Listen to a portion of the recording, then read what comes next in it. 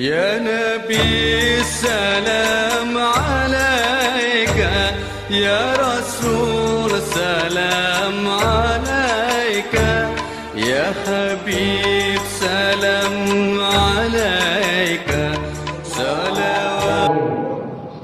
Wal ulama warasatul anbiya, akrim bihim warisan wa mawrusan.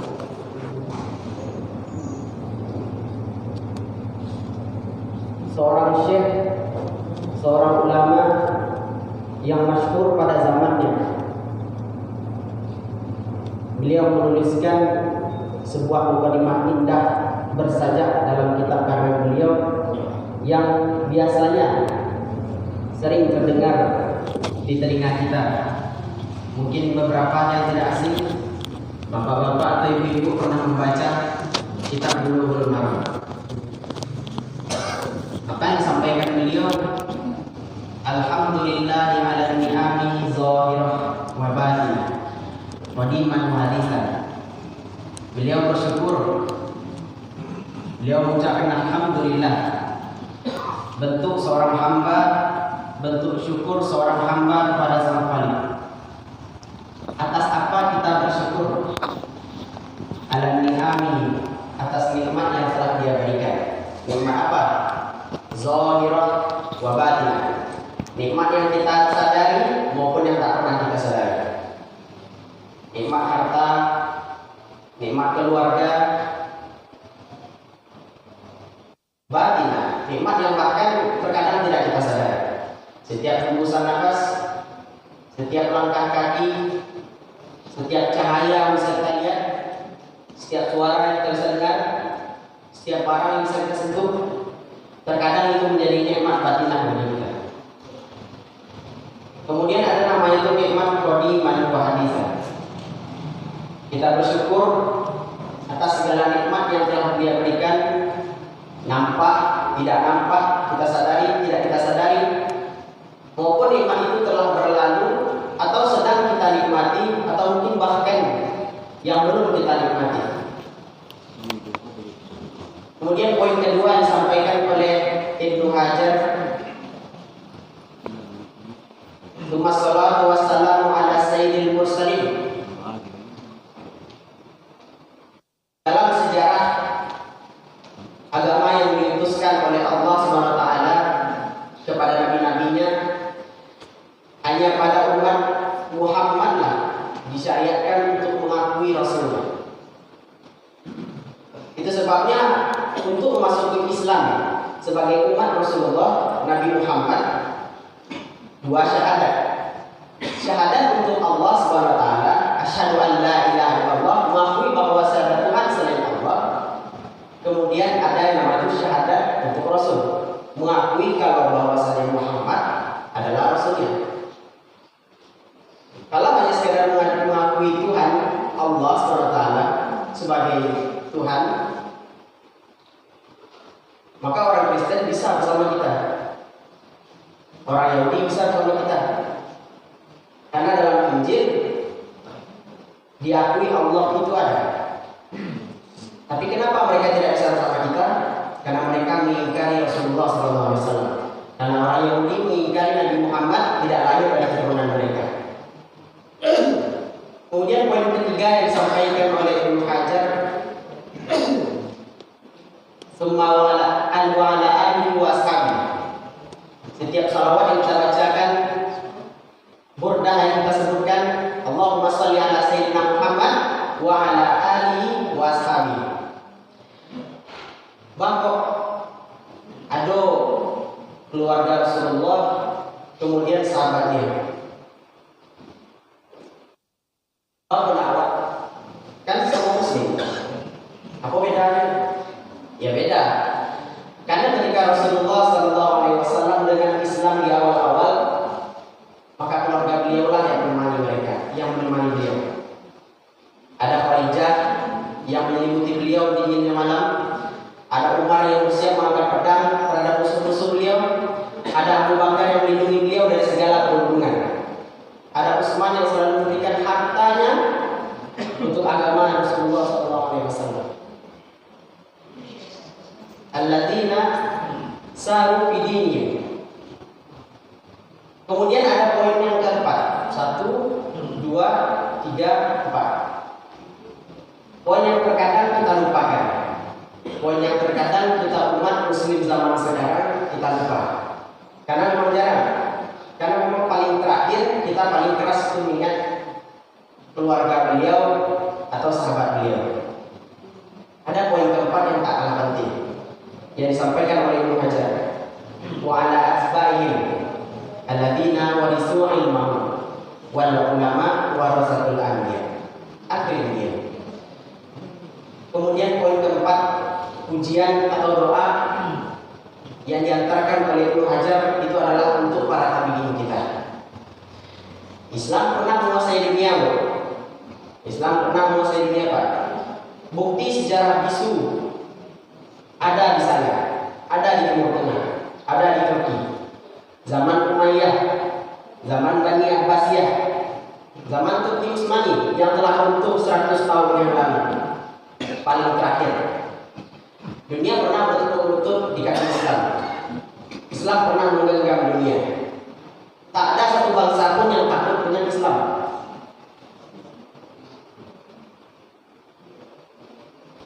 Waktu itu Islam jaya karena satu hal yang disampaikan oleh Ibnu Hajar, alladzina warithu ilmahum. Ketika umat muslim itu sendiri mengkaji, mentelaah dan memahami apa yang dia perlu. Wal ulama warasatul anbiya. Karena yang diwariskan Nabi, yang diturunkan Nabi kepada generasi selanjutnya itu bukan harta, bukan tahta, bukan kekuasaan. Bahkan kerajaan-kerajaan Islam itu mewariskan kepada generasi selanjutnya, mengajarkan kepada anak-anak mereka bukanlah tentang bagaimana cara untuk mendapatkan harta yang banyak, untuk mendapatkan kekuasaan yang banyak, tapi ilmu. Karena ilmulah Islam dulu pernah berjaya. Yang diberi gelar dengan bapak penerbangan Al-Khawarizmi, yang menemukan ilmu medis pertama, Ibnu Sina. Bahkan Imam Al-Ghazali sekalipun rahimahullah itu adalah ahli astrologi, ilmu perbintangan. Bukan hanya sekadar dalam agama.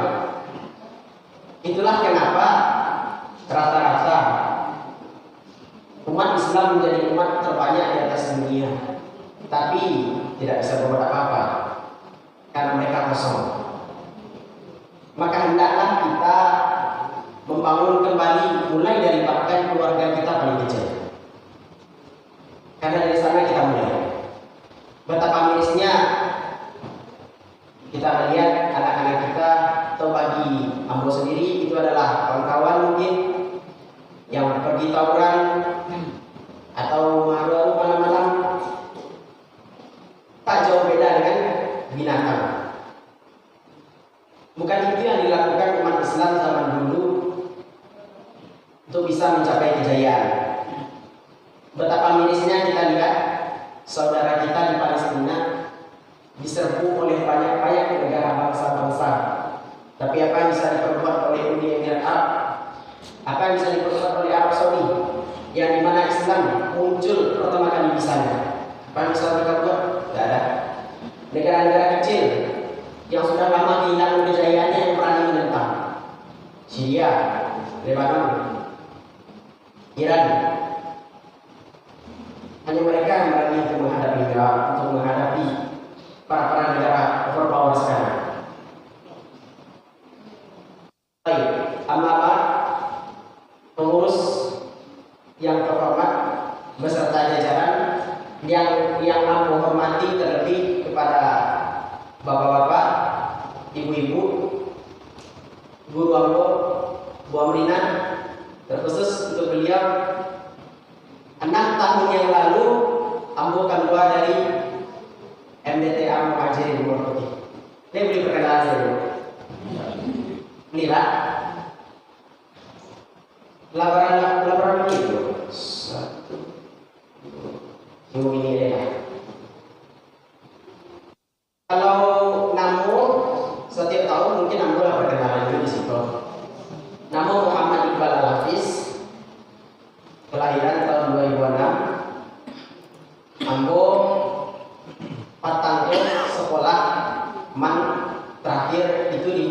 baru barang panjang? Ada yang tahu? Man yang PKI yang pendidikan agama. Kan kalau man itu ada tiga, ada IPA, IPS. Kalau yang di situ ada yang namanya PK, pendidikan keagamaan. Jadi yang mulai PK tamat 2020. 6 tahun yang lalu ambo tamat dari MBT Ambo, jadi masih terkena di Ambo ketika musaji ko masih lanjut saya beraja masih di dalam musaji, sekolah masih di sini. Semenjak ada orang Arab yang menantarkan dana, nggak salah ya Pak. Nah, itu bisa alhamdulillah dibangun. Tapi yang kurang itu merasa jadi. Baik, karena disampaikan de beliau pengurus kalau menyampaikan bagaimana tentang kepergian ke Mesir. Dan mungkin bapak-bapak, ibu-ibu lah sama-sama tahu, ambo anak pertama juga dari guru di situ yang diajar Herman Abbas Tanjung. Udah cukup perkenalan kira-kira itu. Negari kampung ambo lagi gadang Padang. Ambo lagi gadang di Padang, sempat di Sukabumi sebentar. Untuk ada yang ditanya baru? Tidak ada. Itu kalau ada yang ditanya silahkan, tidak masalah. Alhamdulillah dari pendaftar sekitar 5.000 lebih, Allah mengizinkan lulus kalau tidak salah sekitar 4.000 orang untuk bisa pergi ke Mesir lewat jalur Kemenak. Dan kemudian setelah disaring kembali, setelah tantangan demi tantangan, sekarang tersisa sekitar 3.000-an. Dan itu belum selesai. Kalau ini di Indonesia memulai pembelajaran, sebenarnya di Mesir inilah mulai pembelajaran dulu. Tapi seperti itulah nasib mahasiswa Mesir di Indonesia. Dan selalu kami masih harus menghadapi yang namanya itu pelatihan bahasa. Jadi andaikan kalau tidak lulus dengan pelatihan bahasa, itu tertinggal sebulan. Kalau tertinggal terlalu lama, maka bisa keterlambatan kepergian. Jika pergi itu terlambat, maka bisa jadi ujian pertama itu lewat. Kalau ujian pertama itu lewat, berarti setahun tinggal. Makanya kalau kadang perhatikan Jandia, tamatan-tamatan Mesir itu sudah biasanya rata-rata 5 tahun. Panjang lah standar capek yang dari Indonesia. Karena soalnya mereka harus berada di Indonesia dulu mulai awal ini. Alhamdulillah lulus. Cuman kalau di kejian lulus masih belum lulus keseluruhan. Jadi harus menghadapi sampai bulan Desember.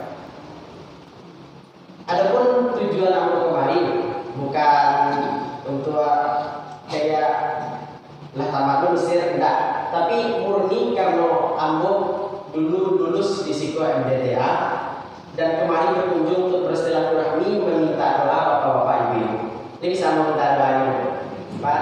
Alhamdulillah. Jadi sekitar Desember, kalau itu 4 bulan, kami mulai pelatihan bahasa itu 4 bulan sebelum Desember. Itu artinya bulan Agustus. Bulan Agustus sampai bulan pelatihan bahasa. Kalau lulus, insya Allah di Desember baik. Jadi kalau di Calian mungkin kadang ibu awak mencari mahasiswa kawan-kawan bahkan mungkin ambil sendiri mencari kawan-kawan yang jauh datang dari luar Padang. Jadi kalau untuk tahap kepergian untuk ke Mesir, itu yang pertama itu lulus dari ujian Kemenak. Ujian Kemenak itu linknya tersebar Bapak. Jadi kalau ada bapak-bapak ibu yang anaknya di SMA, tidak ada yang cancang ini, linknya tersebar. Bisa diminta mungkin ke orang Kemenak sendiri, atau mungkin sedang tersebar, bisa diketahui juga. Linknya itu tersebar, mendaftar secara online. ujian beko secara online. Beko diumumkan kelulusan, lanjut ke tahap masuk beko di grup WA. Masuk ke grup WA, mulai ngecek-ngecek, mulai diancam-ancam pelatihan bahasa. Mama yes itu, Meiko itu setelah pendaftaran ulang, ibunya namanya masuk ke pelatihan bahasa.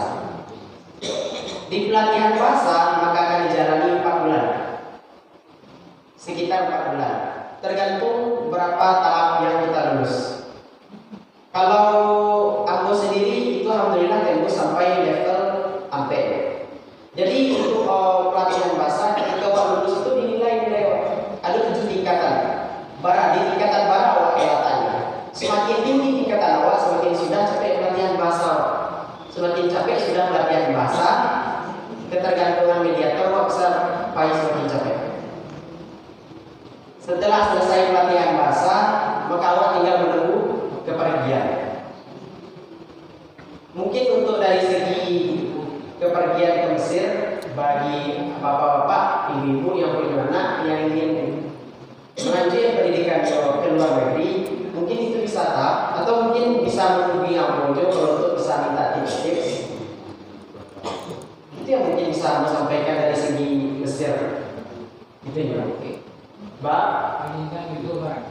kalau aku sendiri mungkin sekitar Desember. Pasti. Kalau pastinya untuk alam. Karena soalnya kemungkinan aku bisa jatuh di pelatihan bahasa. Karena setiap pelatihan bahasa itu ada ujian setiap bulan, Mbak.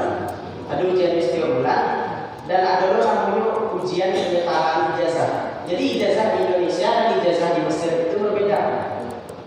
Dan orang Mesir menuntut kalau ingin disetarakan ijazahnya. Dan ada ujian untuk itu. Dan mungkin sekitar seminggu aku akan menghadapi ujian tersebut. Mohon doanya Pak. Amin. Amin. Kira-kira. Ada kira-kira ceritanya Pak? Dari Sumbar berapa yang Alhamdulillah kalau dari Sumbar, kalau aku tidak salah, kalau Sumbar Allah alam. Cuman kalau dari Mankobar itu tembus 33 orang. Kalau tidak salah kami itu dari lembaga yang sama kan Kobar. Dari satu lembaga terbanyak yang memutus gitu. 33 orang. Alhamdulillah. Ini kayak kasih itu kamu itu atau kegiatan? Jadi kemana membuat ada 2 jenis. 10 orang akan dibiayai dari ujung rambut sampai ujung kaki. Makasih itu dibiayai full. Dan yang kedua itu dibiayai bukan dibiayai Pak, cuman berada di bawah naungan Kemenak saja. Jadi kalau untuk keseluruhan yang lulus awalnya itu mahasiswa Mesir itu sekitar 4.000 orang. Dari sekitar 4.000 hanya ada sekitar 20 orang yang akan dibiayai Kemenak full. Akan tetapi kok memiliki kelebihan dan kekurangan masing-masing. Ada seorang Rambo 3 tahun yang Rambo di Manado Baru. Itu beliau alhamdulillah namanya Muhammad Iqbal. Beliau itu tamatan kelulusan dari jalur Kemenak itu nomor 1 di Indonesia. Alhamdulillah. Dan beliau memang dapat beasiswa Kemenak. Tapi naasnya beliau berangkat itu setelah mendapat S1 di Indonesia. Tapi beliau sarjana, anggaplah kalau itu SAG. Dapat beliau sarjana S1 di Indonesia, sudah beliau wisuda. Sudah dapat informasi beliau wisuda, baru bisa beliau pergi ke Mesir. Karena apa? Itu karena faktor visa. Dari tentang urusan-urusan pergi ke Mesir itu hal yang paling tidak bisa ditebak itu adalah pengeluaran visa. Mungkin bapak-bapak yang pernah haji atau umroh mungkin pernah merasakan. Karena soalnya keterlambatan bepergian itu karena visa itu sendiri. Lalu kalau visa itu justru karena dibiayai kan, lalu apa yang jadi? Setahu aku memang yang dibiayai yang 20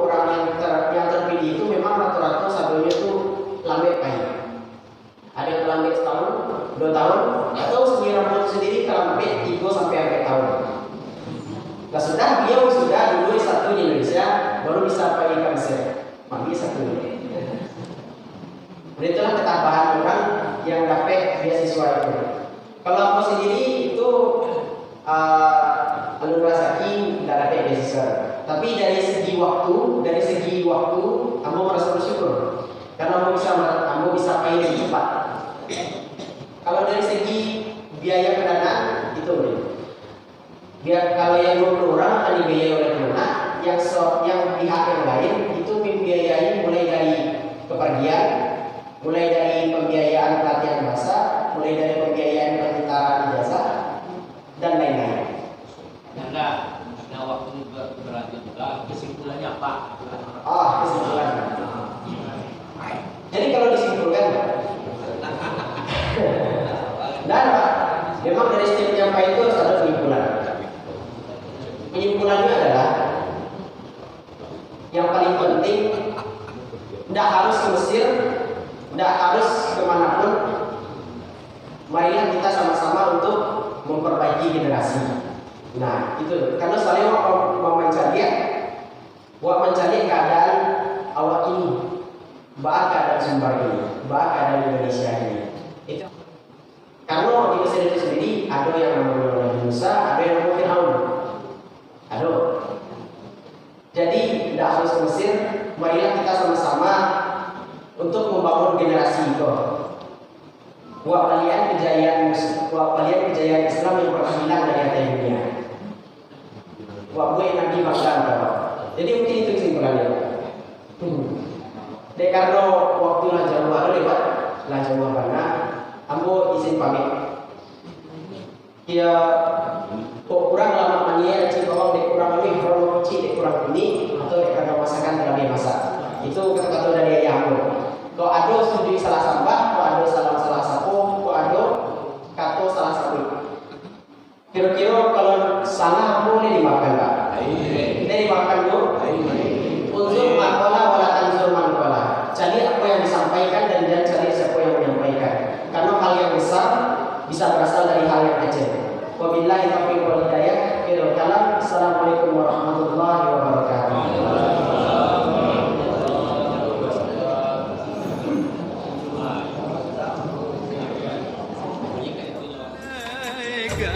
Ya Rasul